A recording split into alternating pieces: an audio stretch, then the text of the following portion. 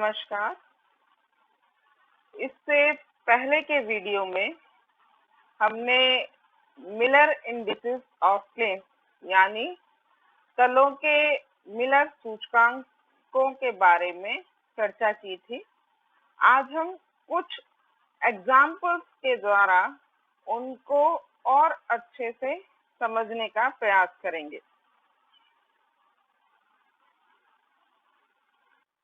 यहाँ हमने एक जालक की एकांक कोष्टिका ले रखी है, जिसमें कि हमने पिछले वीडियो में बात की थी कि कई तल होते हैं जिनके अलग अलग अभिविन्यास होते हैं।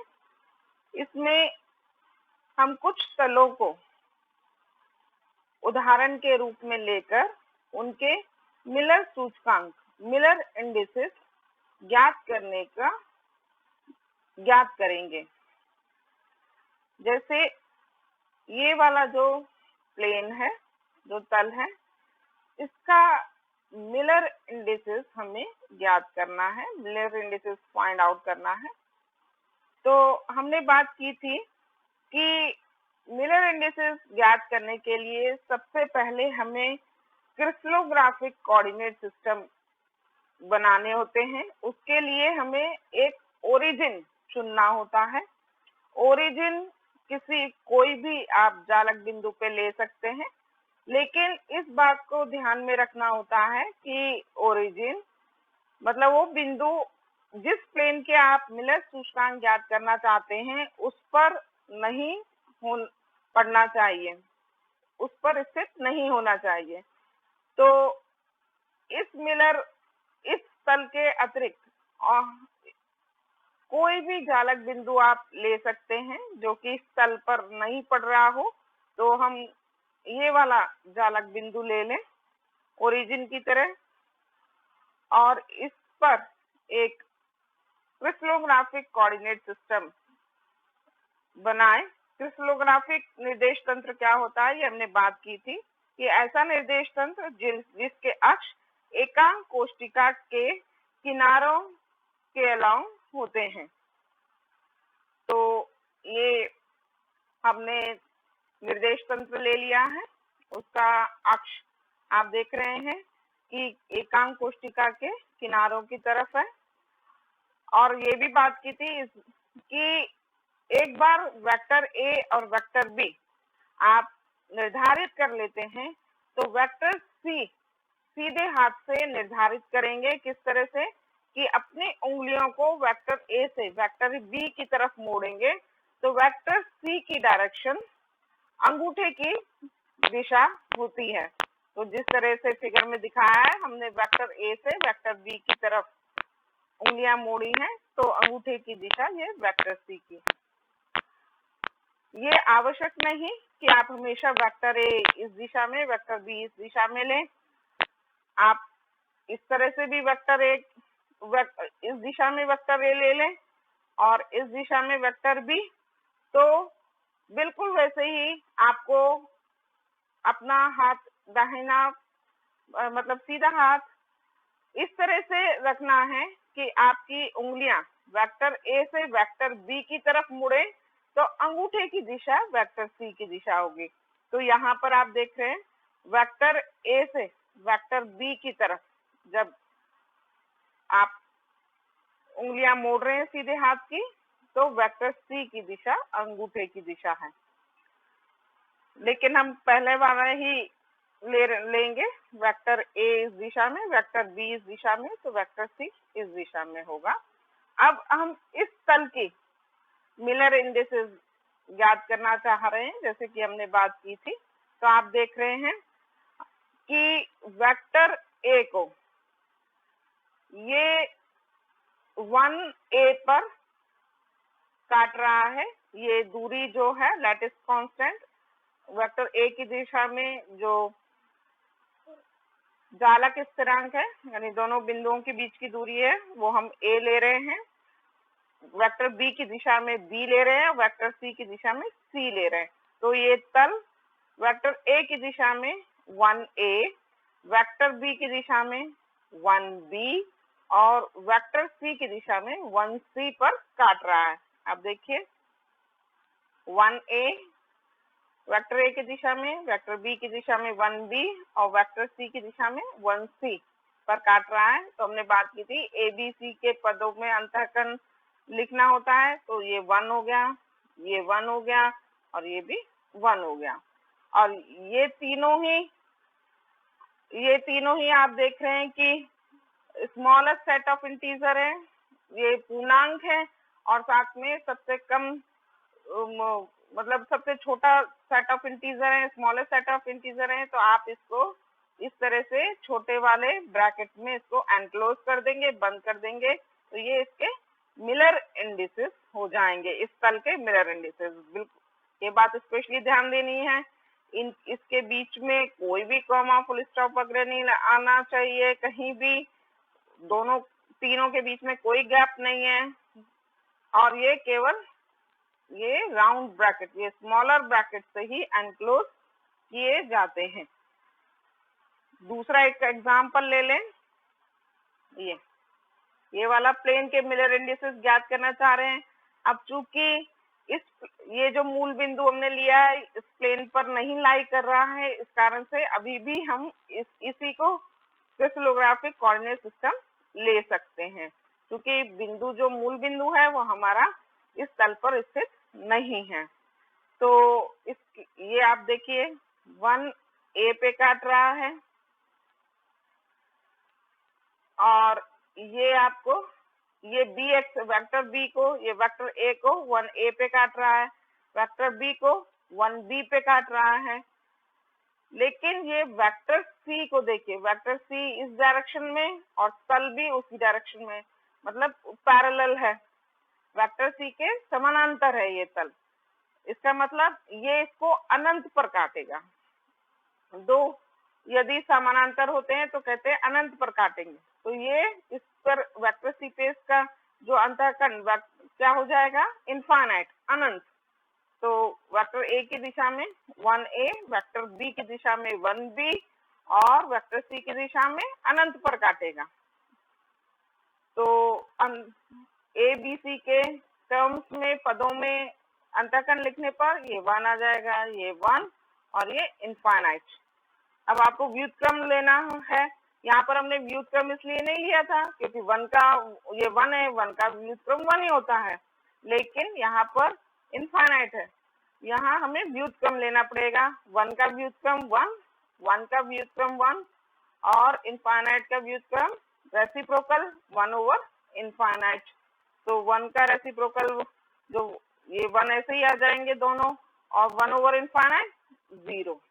तो ये आपका स्मॉलेस्ट सेट ऑफ इंटीजर है 1 1 0, इससे छोटा हो ही नहीं सकता नंबर, तो 1 1 0। तो आपको इसको स्मॉलर ब्रैकेट में, ये राउंड ब्रैकेट में एनक्लोज कर देना है 1 1 0 बिना किसी कॉमा के तो इसका जो मिलर इंडिसेस हो गए वो 1 1 0। अब हम इस उदाहरण में घन के, क्यूब के 6 तल 6 फेसेस के मिलर इंडिसेस ज्ञात करेंगे। तो सबसे पहले हम ये वाला तल ले लें। तो इस तल पर हमारा क्रिस्टलोग्राफिक कोऑर्डिनेट सिस्टम का ओरिजिन, मूल बिंदु स्थित नहीं होना चाहिए, तो हम ये वाला मूल बिंदु ले लेते हैं। इस पे हमने क्रिस्टलोग्राफिक कोऑर्डिनेट सिस्टम बनाया है, ये वेक्टर ए की डायरेक्शन, वेक्टर बी और वेक्टर सी।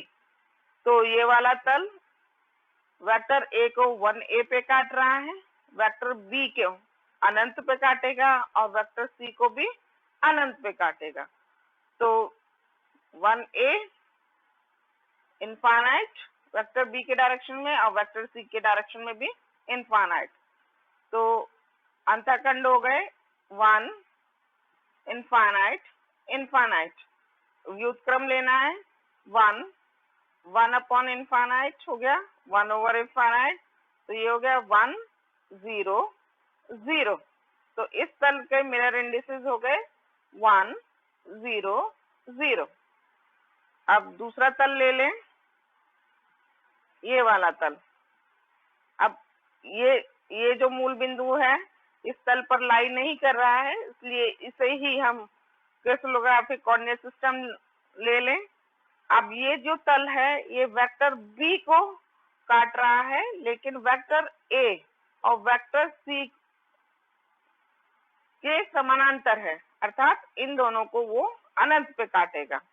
तो वेक्टर ए का जो अंतःखंड हो गया वो अनंत, वेक्टर ये बी आएगा, ये गलत लिख गया है, 1b, ये 1b और इनफाइनाइट, तो ये हो जाएगा इनफाइनाइट, b के टर्म्स में 1 और इनफाइनाइट, तो 1 अपॉन इनफाइनाइट 1, 1 अपॉन इनफाइनाइट, तो ये हो जाएगा 0 1 0। तो इस तल के जो मिलर सूचकांक हो जाएंगे, मिलर इंडिसेस 0 1 0, तो दो तल हो गए। तीसरा तल निकालें, ये चूंकि ये मूल बिंदु अभी भी इस तल पर नहीं है ओरिजिन, इस कारण से अभी भी हम इस निर्देश तंत्र का यूज कर सकते हैं।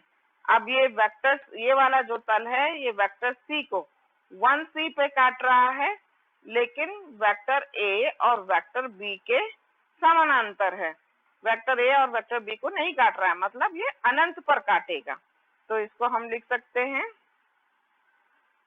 तो इसके मिलर इंडिसेस अब हम पहले के आधार पर निकाल सकते हैं कि वेक्टर सी को काटेगा और वेक्टर ए और वेक्टर बी के से समानांतर है, तो वेक्टर ए के लिए 0, वेक्टर बी के लिए 0 और वेक्टर सी के डायरेक्शन वाले जो होगा मिलर इंडिसेस वो 1 हो जाएगा, 0 0 1।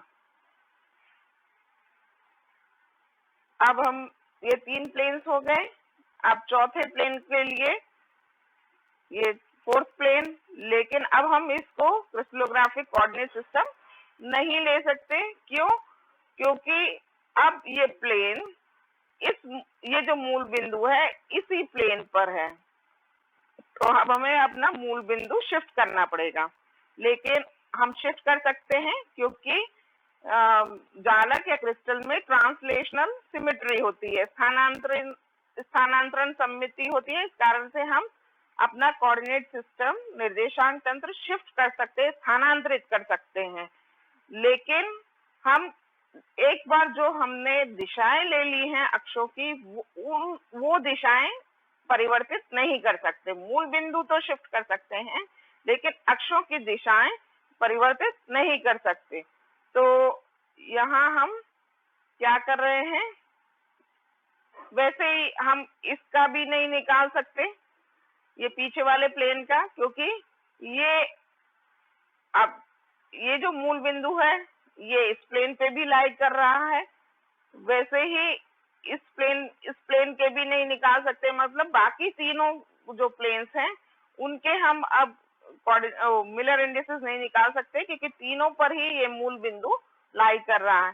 तो अब हम इसके जो पीछे वाला तल है उसके मूल बिंदु मिलर इंडिसेस निकालने के लिए अब हम अपना मूल बिंदु शिफ्ट करेंगे, बिल्कुल, लेकिन एक्सिस की डायरेक्शन वही रहेगी। तो हम शिफ्ट करें, यहाँ पर शिफ्ट होके यहाँ आ गए, लेकिन आप देख रहे हैं वेक्टर ए की डायरेक्शन वही ली है, वेक्टर बी की डायरेक्शन वही ली है और वेक्टर सी की भी डायरेक्शन वही ली है। बस हम एज सच मूल बिंदु शिफ्ट किया है। तो अब हमारा जो कोऑर्डिनेट सिस्टम है, क्रिस्टलोग्राफिक कोऑर्डिनेट सिस्टम, वो ये हो गया। तो ये पीछे वाले तल का ये नेगेटिव डायरेक्शन में काट रहा है ना। वेक्टर ए की दिशा तो ये, लेकिन ये वेक्टर ए के रिवर्स में नेगेटिव डायरेक्शन में काट रहा है।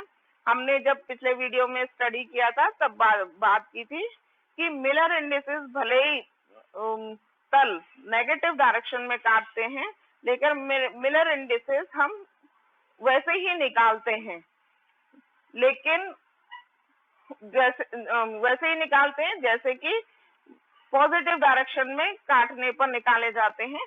बस अंतर ये रहता है कि जिस एक्सिस को वो नेगेटिव डायरेक्शन में काट रहा होता है उसके ऊपर हम बार लगा देते हैं। तो ये वेक्टर आप देख रहे हैं कि ये जो पीछे वाला तल है ये वेक्टर ए को 1A पे काट रहा है और वेक्टर बी और वेक्टर सी के पैरेलल है। तो ये बिल्कुल पहले वाले जो तल है उसकी तरह ही है, बस वेक्टर ए को नेगेटिव डायरेक्शन में काट रहा है। तो मिलर इंडिसेस इसके क्या हो जाएंगे? मिलर इंडिसेस 1 0 0 यदि ये वेक्टर ए को पॉजिटिव डायरेक्शन में काटता, लेकिन नेगेटिव डायरेक्शन में काट रहा है तो उसके ऊपर बार लगा देंगे जैसा कि हमने बात की थी। तो इसके जो मिलर इंडिसेस हो जाएंगे पीछे वाले तल के वो 1 बार 0 0।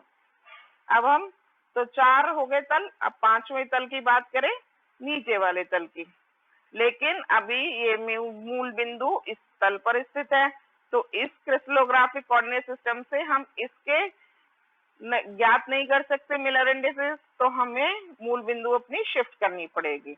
तो हम शिफ्ट कर लें, यहाँ पर आ गए, लेकिन बिल्कुल एक्सिस वही है, वेक्टर ए की भी डायरेक्शन वही है, वेक्टर बी की भी डायरेक्शन वही है और वेक्टर सी की भी डायरेक्शन वही है। तो अब हमारा जो नया ये वाला ओरिजिन हो गया और क्रिस्टलोग्राफिक कोऑर्डिनेट सिस्टम ये हो गए। अब आप देख रहे हैं ये वेक्टर सी को नेगेटिव डायरेक्शन में काट रहा है, वेक्टर सी को, और वेक्टर बी और वेक्टर सी के पैरेलल है। तो ये बिल्कुल ये वाले तल वाला स्थिति है, जो वेक्टर सी को तो काट रहा है लेकिन बाकी दोनों के से अनंत पर काटता है। तो इसके जो मिलर इंडिसेस हो जाते हैं 0 0 1, लेकिन वेक्टर सी को चूंकि ये तल नेगेटिव डायरेक्शन में काट रहा है इसलिए 1 के ऊपर बार आएगा। तो इसका मिलर इंडिसेस हो गया 0 0 1 बार, 0 0 1 बार हो गया। अब हम 6th प्लेन, ये वाला प्लेन रह गया, इसको देखें, लेकिन अब ये मूल बिंदु इस पर लाई कर रहा है तो अब इस प्लेन के नहीं निकाल सकते क्योंकि ये मूल बिंदु लाई कर रहा है। तो मूल बिंदु हमें शिफ्ट करने पड़ेंगे। तो हम शिफ्ट होके यहाँ आ जाएं, वेक्टर बी की भी डायरेक्शन वही, वेक्टर ए की भी डायरेक्शन वही और वेक्टर सी की भी डायरेक्शन ये वही है। तो अब की बार हम इसके सहायता से निकालेंगे। अब ये वेक्टर बी को नेगेटिव डायरेक्शन में काट रहा है, लेकिन वेक्टर ए और वेक्टर सी के, वेक्टर ए ये और वेक्टर सी ये, इसके समानांतर है। तो बिल्कुल वैसा ही हो गया स्थिति कि वेक्टर बी को तो काट रहा है लेकिन वेक्टर सी और वेक्टर ए के समानांतर है। तो 0 1 0, लेकिन 1 के ऊपर बार आएगा क्योंकि वेक्टर बी को नेगेटिव डायरेक्शन में काट रहा है, तो ये बार आ गया। तो आप देख रहे हैं ये घन का हमने 6 फेसेस के मिलर इंडिसेस निकाले हैं। तो आप देख रहे हैं 1 0 0 0 1 0 0 0 1 1 बार 0 0 0 0 1 बार 0 1 बार 0। तो ये सारे आपके 1 0 0 के परम्यूटेशन से मिलकर बने हैं। ये सारे जो इसके तीनों जो मिलर इंडिसेस हैं वो 1 0 0 के परम्यूटेशन से बने हुए हैं। साथ में ये जो 6 प्लेन है वो सिमेट्रिकली इक्विवेलेंट है, मतलब सममिति के आधार पर ये 6 प्लेन इक्विवेलेंट प्लेन्स हैं। ऐसे प्लेन्स जो कि इक्विवेलेंट है होते हैं और सिमेट्री के बेसिस पे वो इक्विवेलेंट प्लेन्स होते हैं, और साथ ही उनके जो मिलर इंडिसेस है वो परम्यूटेशन से बने हुए होते हैं, जैसे कि इसमें है। ऐसे जो प्लेन्स हैं वो फैमिली ऑफ प्लेन्स कहलाते हैं, एक फैमिली कहलाता है प्लेन्स की, और जिसे हम इस तरह से लिखते हैं, इस वाले ब्रैकेट को कर्ली ब्रैकेट में इसे एनक्लोज किया जाता है। ब्रैकेट यही वाला लिया जाता है और कोई ब्रैकेट नहीं लिया जाता है, और उसे 1 0 0 या 0 1 0 किसी से भी इस तरह से लिख देते हैं। इसका मतलब इन 6 इक्विवेलेंट प्लेन से है जो कि सिमेट्रिकली इक्विवेलेंट हैं और जिनके जो मिलर इंडिसेस हैं वो परम्यूटेशन से मिलकर बने हैं। परम्यूटेशन, जैसे 100 का परम्यूटेशन है 100 0 0 1 0 0 0 1 0 1 बार 0 1 बार 0 0 और 0 0 1 बार। ये छह प्लेन्स मिलकर एक फैमिली ऑफ प्लेन्स बनाते हैं, जिसे हम इससे डिनोट करते हैं। यदि डिनोट किया जा रहा है तो इसका मतलब हम इन छह फैमिली ऑफ प्लेन्स की बात कर रहे हैं, लेकिन किसके लिए? घनीय क्रिस्टल तंत्र के लिए, क्योंकि केवल क्यूबिक क्रिस्टल सिस्टम में ही जो छह प्लेन्स है वो बायसिमेट्री इक्विवेलेंट होते हैं, सममिति से ये इक्विवेलेंट होते हैं। लेकिन यदि हम टेट्रागोनल द्विसमलंबाक्ष का एग्जांपल लें तो उसमें A is equals to B is not equals to C होता है। मतलब A और B ये इन दोनों के बीच की दूरी और इन दोनों के बीच की दूरी तो बराबर होती है, लेकिन C बराबर नहीं होता है। तो उसमें केवल 4 ही प्लेन्स इक्विवेलेंट होंगे। ये दोनों प्लेन्स इक्विवेलेंट प्लेन्स नहीं होंगे। तो उसके लिए यदि टेट्रागोनल यानी द्विसमलंबाक्ष के लिए यदि हम फैमिली ऑफ प्लेन्स में बात करेंगे और 100 लिखेंगे तो उसमें हम केवल बात कर रहे होंगे 100 0 10 1 बार 0 0 और 0 1 बार 0। इन 4 प्लेन्स के बारे में बात कर रहे होंगे। 0 0 1 और 1 बार 0 0 1 और 0 0 1 बार प्लेन इस ग्रुप में नहीं आएगा, क्योंकि वो इक्विवेलेंट प्लेन नहीं होते हैं। तो फैमिली ऑफ प्लेन्स लिखते वक्त हमें ये बहुत ध्यान में रखना चाहिए कि हम किस क्रिस्टल तंत्र की बात कर रहे हैं। एक और हम इसमें बात करना चाहेंगे जो इम्पोर्टेंट है कि हम किसी प्लेन का मिलर इंडिसेस निकालते हैं तो वो केवल एक प्लेन का ही मिलर इंडिसेस नहीं होता है, बल्कि एक सेट ऑफ प्लेन का मिलर इंडिसेस होता है, जो कि प्लेन्स आपस में समानांतर हैं और बराबर की दूरी पर स्थित है। तो कोई भी मिलर इंडिसेस एक पूरे सेट ऑफ प्लेन को व्यक्त करता है। धन्यवाद।